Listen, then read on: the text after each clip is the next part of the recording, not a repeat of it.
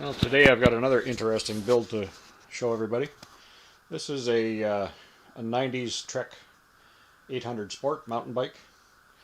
It's kind of one of their lower end models, I guess, but frame is a very nice shape, and we've got a new old stock Sachs group set on it. The brakes are Sachs Classic cantilevers. Now these ones have the plastic body. The aluminum body ones look the same as these, and I understand that the aluminum body ones at least were made by Modolo. I couldn't say whether the plastic body ones were or not. In any case, the brakes have a date code on them of December 1991.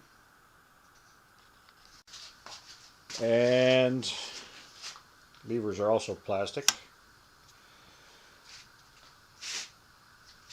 And the crank is also a single chainring Sachs crank, 46 tooth, I guess.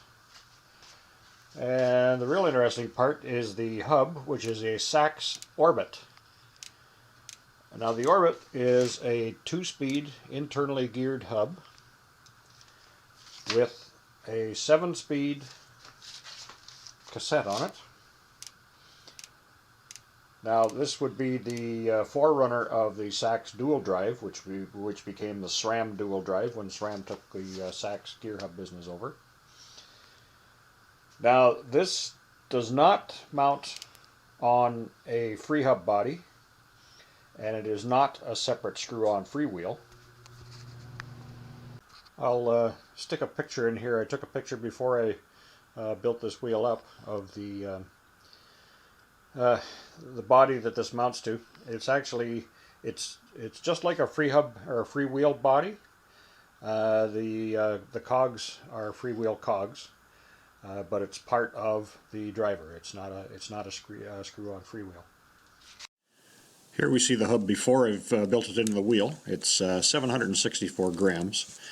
And you can see the body that the cogs mount on is not like a free hub cassette body. It is the body of a freewheel, but it is one unit with the driver. And here we see it with the cogs mounted and the spoke protector in place. The shifters are interesting. They're rotary shifters, but rather than a twist grip, they've got these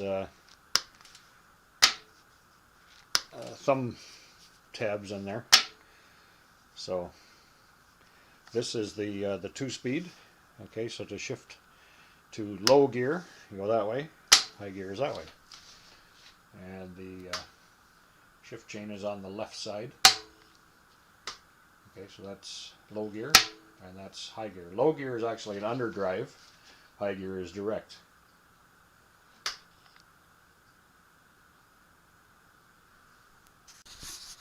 And the last component is the front hub, which is also a Sachs Millard, and it has a date code on it of 92, I think it was.